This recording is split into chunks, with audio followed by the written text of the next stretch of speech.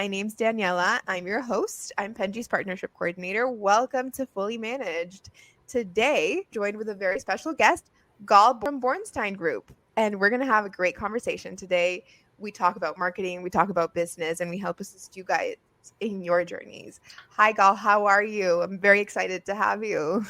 Hi, Daniela. I'm very excited to share with you my insights and looking forward to the interview. I am too. I am so excited. Guys, you already heard Gal's hot take, so we know a little bit about him. But to get the ball rolling, get us started a little bit, can you tell us everything that we need to know about you, about Bornstein Group, about marketing, about your books? There's a lot to talk about, so let's get a quick intro. All right. So the short version of my life is that I was born and raised in Israel, and the military service there, which is mandatory, was as a military journalist. So I got to experience being a journalist during kind of wars, which what a CNN reporter would do at age 18.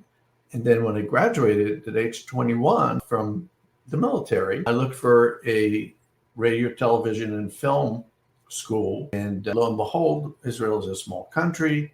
It didn't offer that degree.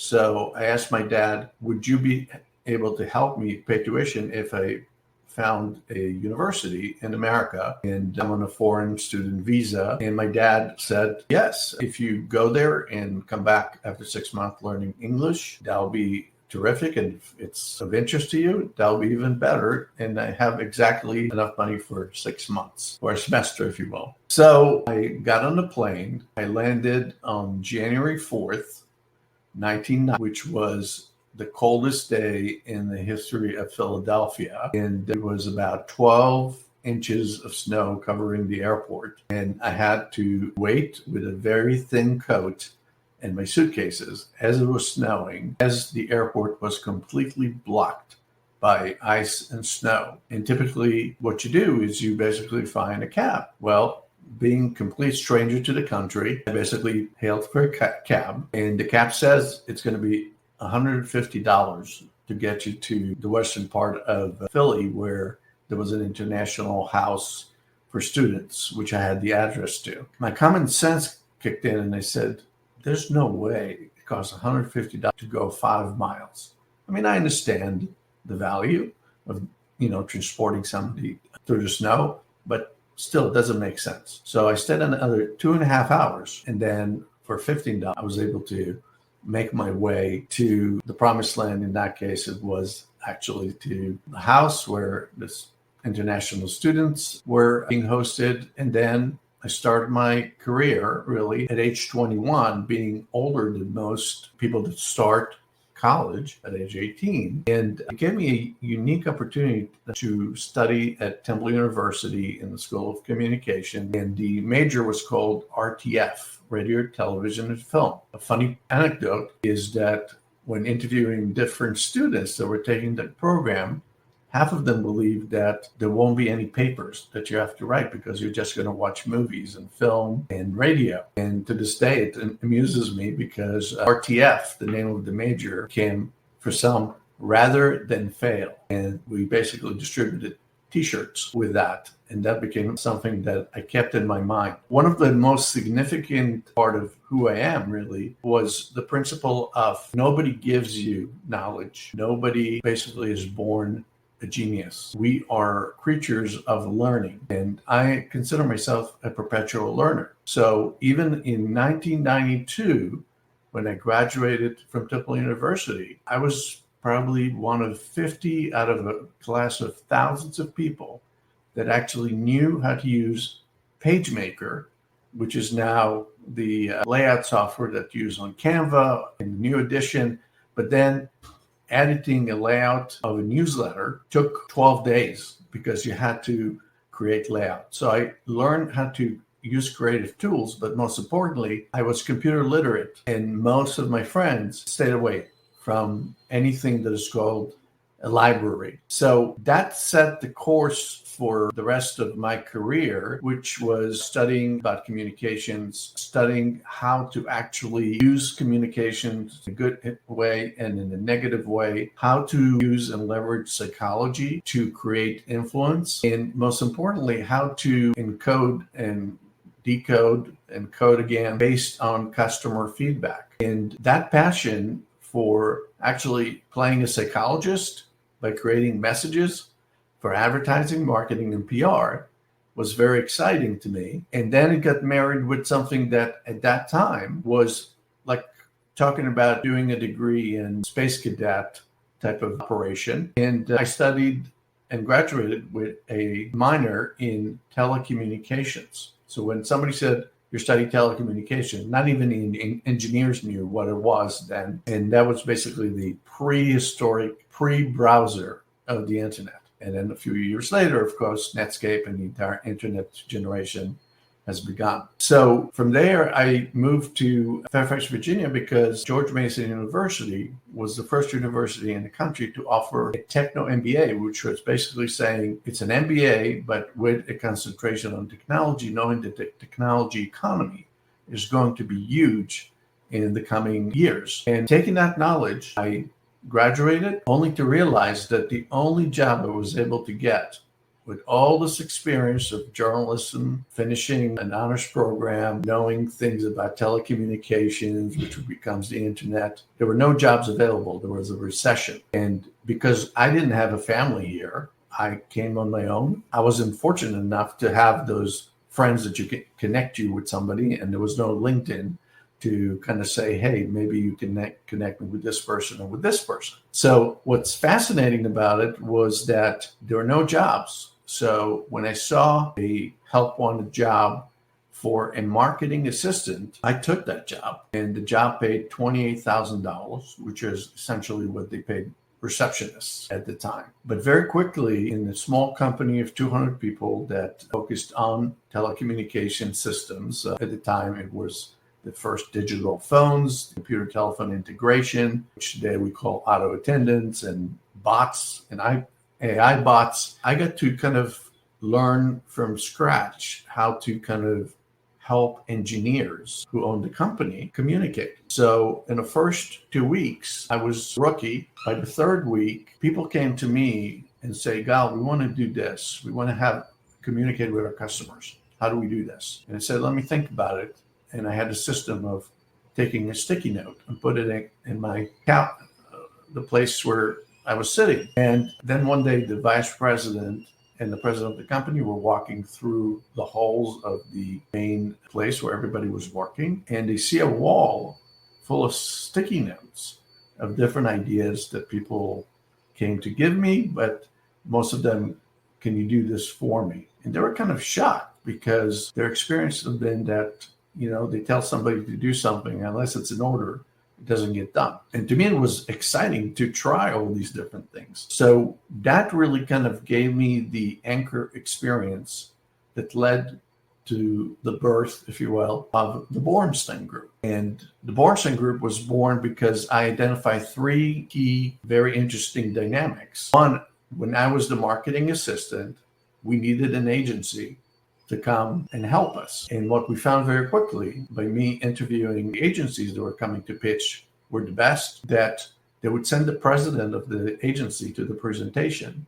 But as soon as they found out that we're not spending 50 or 100 or a quarter or $1 million or more, they send the most inexperienced junior to the next meeting, which to us was disrespectful because it meant we're not that important to you. The second is I saw that many agencies, in fact, all of them, did not understand technology, with the exception of consumer products, of course. And I said, well, that's interesting. How come there's no agency in the Washington, D.C. area where I am that actually specializes in technology and helping technology companies? And the third was actually, how do you operate when you're not a large agency? What about all the small technology companies out there that don't even have a marketing department or a marketing communication manager because it's not in their DNA?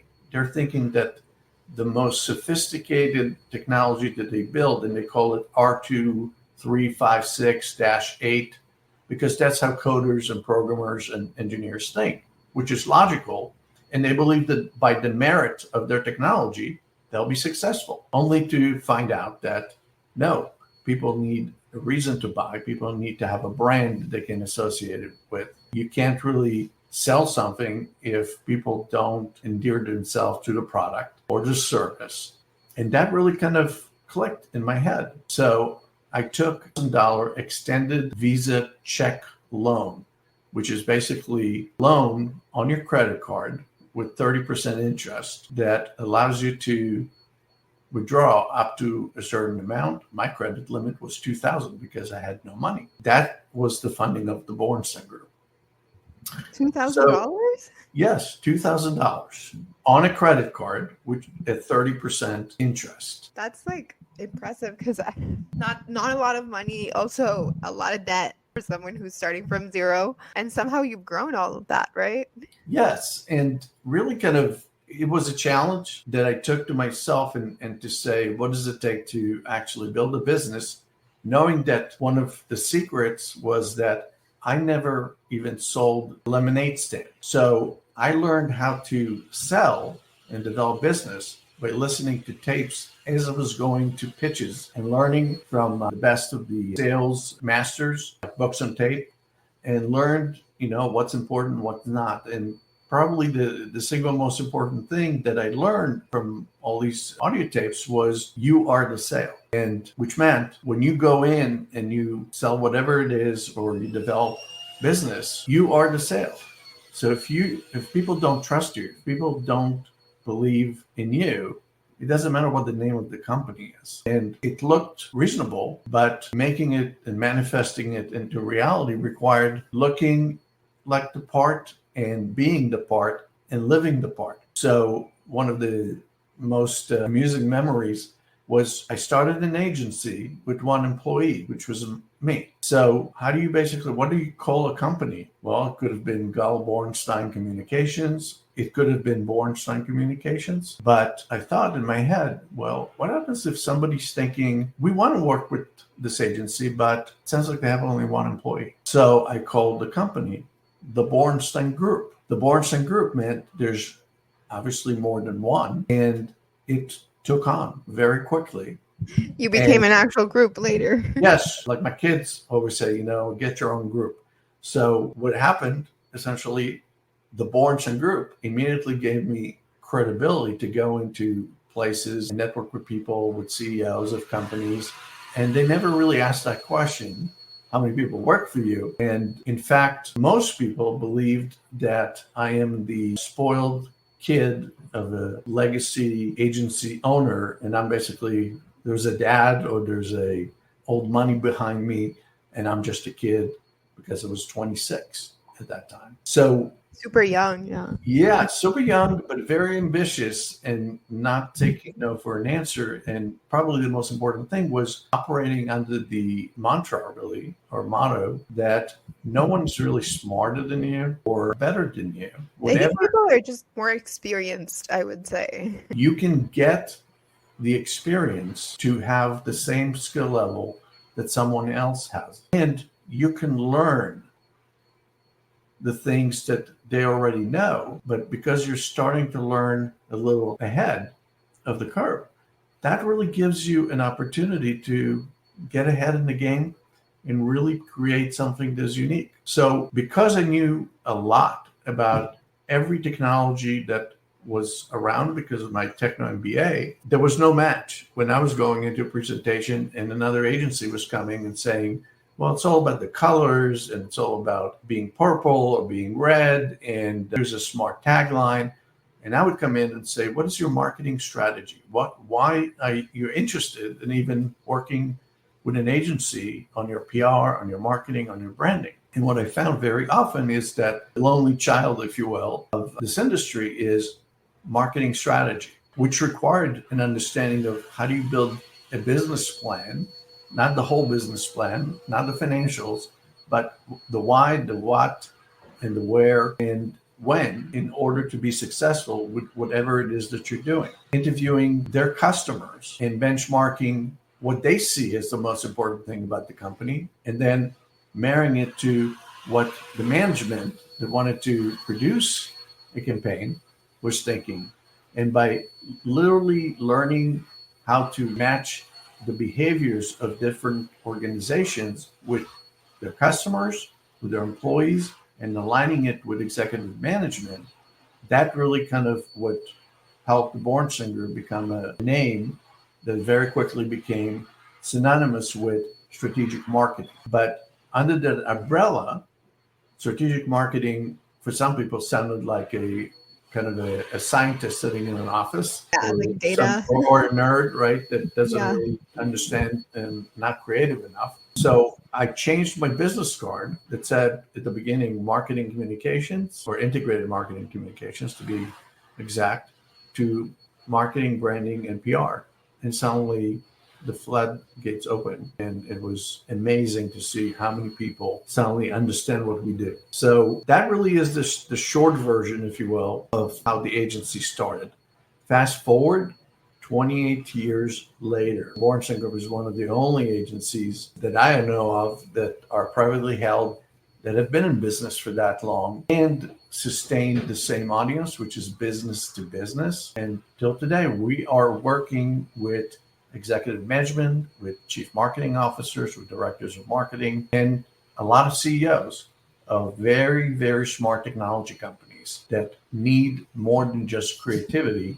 They need a business objective that connects it to produce repeatable and predictable outcomes. So you have also written books. I know you just came out with a book in November of this past year called Don't Believe the Hype. You have also had other books called, I believe one is called Activate, and other book, What really counts for CEOs? What Really Counts for CEOs. Yeah. I read all about, like what the books were about. I was kind of curious because you are also the type of person that has been in the industry long enough to know a lot about how to CEO, how to be an owner of a business, how to scale, and just in general, how marketing is working nowadays, which I think marketing is interesting because it's such a mix of creativity with data. Marketing depends a lot on data, but at the same time, you have to be very creative. And what I'm mostly interested about is how did you decide, or what drove you to decide to kind of put your knowledge into these books and spread that around? Was it all of the experience that you had over the years and then you were like, I need to put this somewhere? And were people asking for it? How has that experience been for you? So as I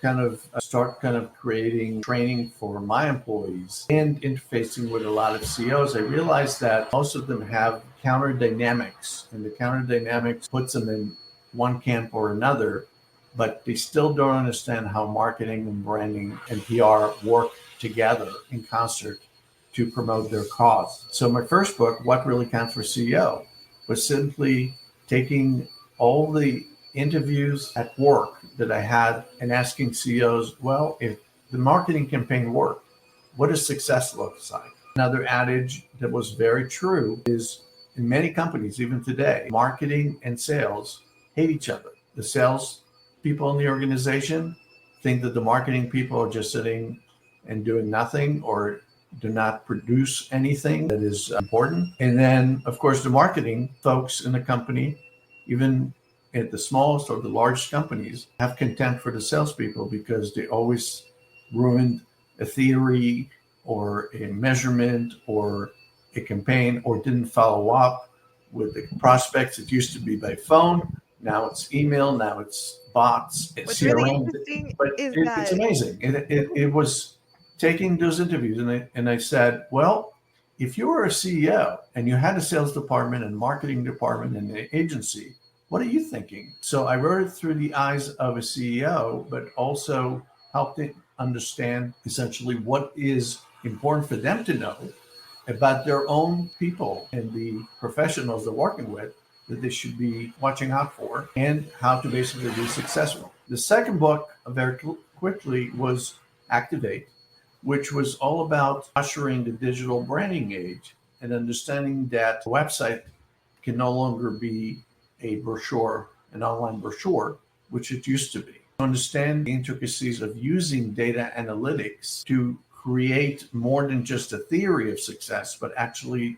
make sure that it's proven and can be trusted, and most importantly, can be replicated to produce repeatable and predictable outcomes, which is the Webster definition of science. So creatives do experiments. Scientists create something that you can use again and again and again and again. And that's what constitutes success. I have with me my latest book, Don't Believe the Hype. And actually, this book is about seeing what happened to the world when everything became digital, and especially with social media and Glassdoor and all these tools that can ruin your brand or can make it successful. Yeah, reviews online, social media. Yes, and the most common example that I use really is Amazon is a great company, right? But if you're going on Amazon and you had to buy a product of your choice, how would you make a decision? In Go to the whole reviews. world, it was advertising. So if you knew about the product, name ID, you would basically think, oh, that's the product I know, and the other guys are called XYZ.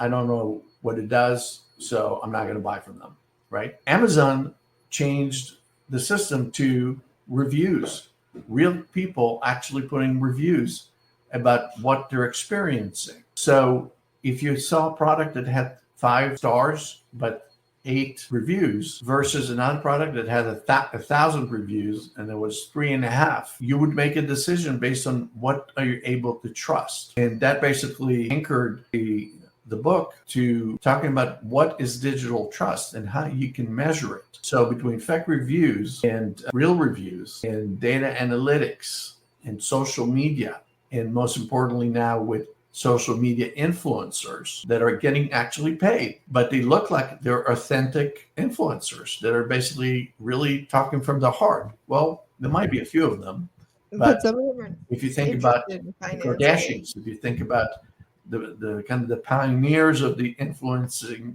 industry, it now, you can rent an influencer to talk about your product. So the book really is called Don't Believe the Hype, because digital trust is coinage that is really hard to understand unless you took into consideration all the challenges and understand what's real and what's not.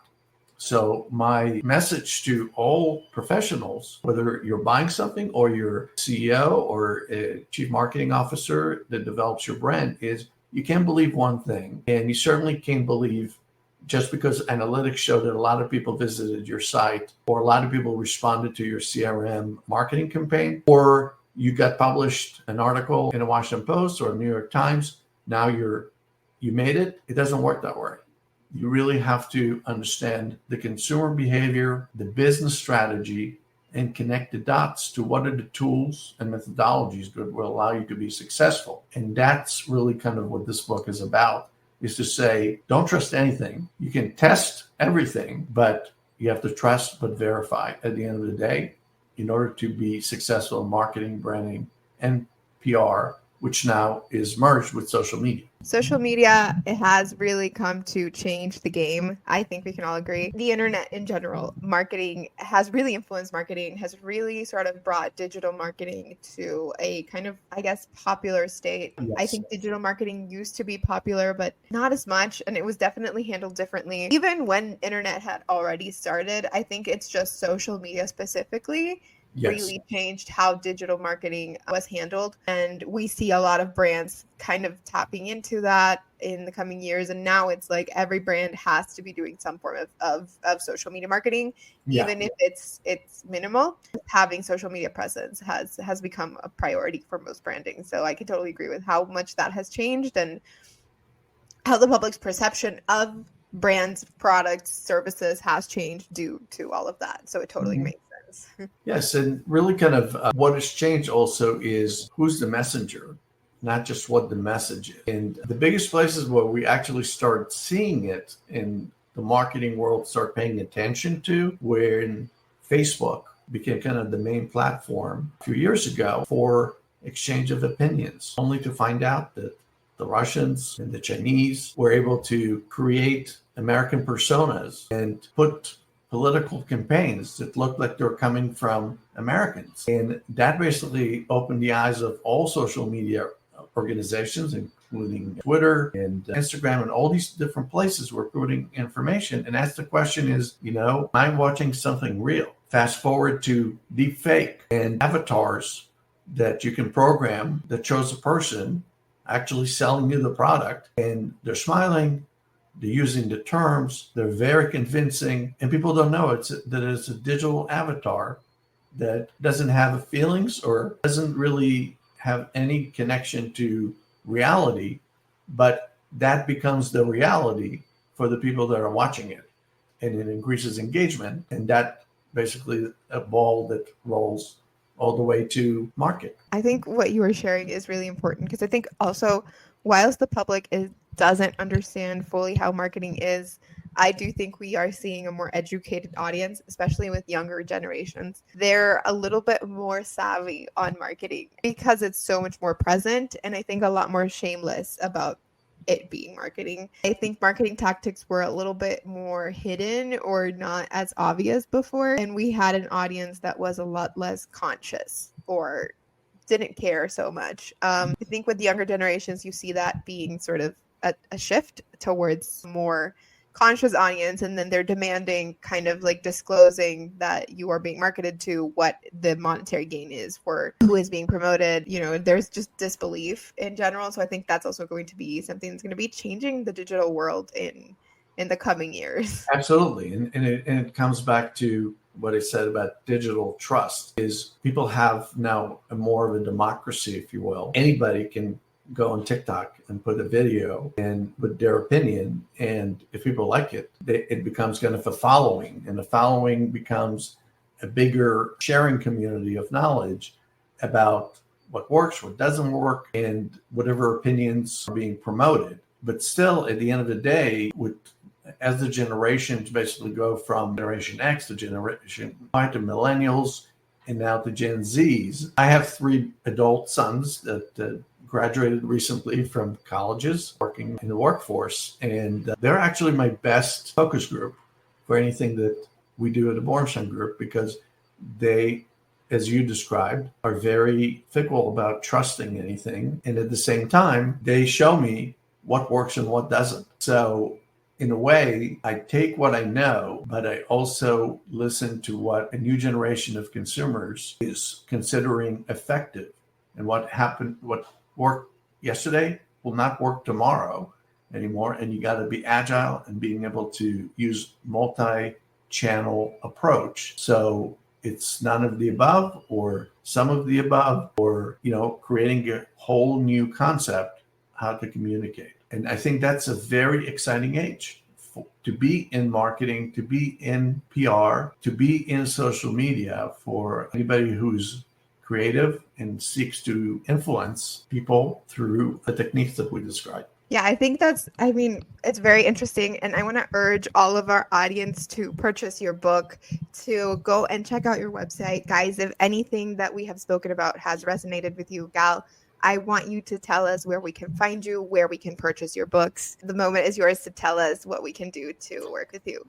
Well, I think if you are a like-minded person, a professional that is looking to further your career, I think you should go on LinkedIn. Find my name, Gal Borenstein, and I'm very happy to connect with younger people that are starting and help them or mentor them into the right direction. Some wind up being internships from places that I couldn't have imagined. I'm in Washington, D.C., and somebody in Kentucky or Arizona or even overseas become a friend as a result of a connection on LinkedIn, as long as they are intending to actually learn versus to sell you something with it, which is very different. All my books, including my latest, Don't Believe the Hype, are on Amazon.com. You can just type Gal Borenstein books and you'll find them. And our website is borensteingroup.com. And on our website, you will find a lot of thought leadership articles that are very interesting, because they really kind of expand the knowledge base of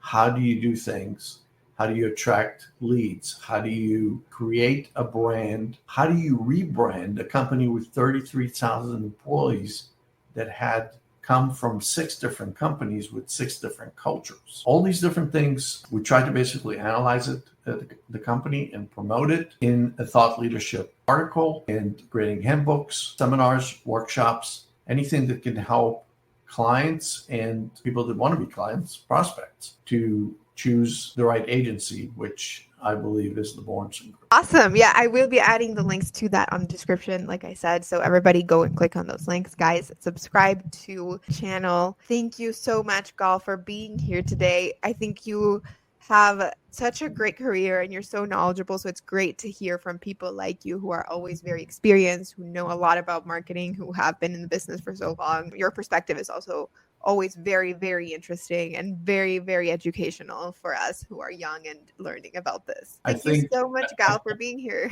Yes, I just wanted to add that Yes, go ahead. There's no such thing as old or young anymore. It's being a perpetual learner, and listen to more than the echo chamber that you're in whatever echo chamber you're in, to learn. And as long as you are open to learning, the latest and greatest thing that you may not know how to do yet will come to fruition. And I think that's the message that I want everybody to take out of this. That's a great message to end the podcast on. Thank you so much for being on the show today. I'm so happy that you came. And everybody, I will see you guys on the next episode. Thank you, Daniela. Thank you. Have a great day.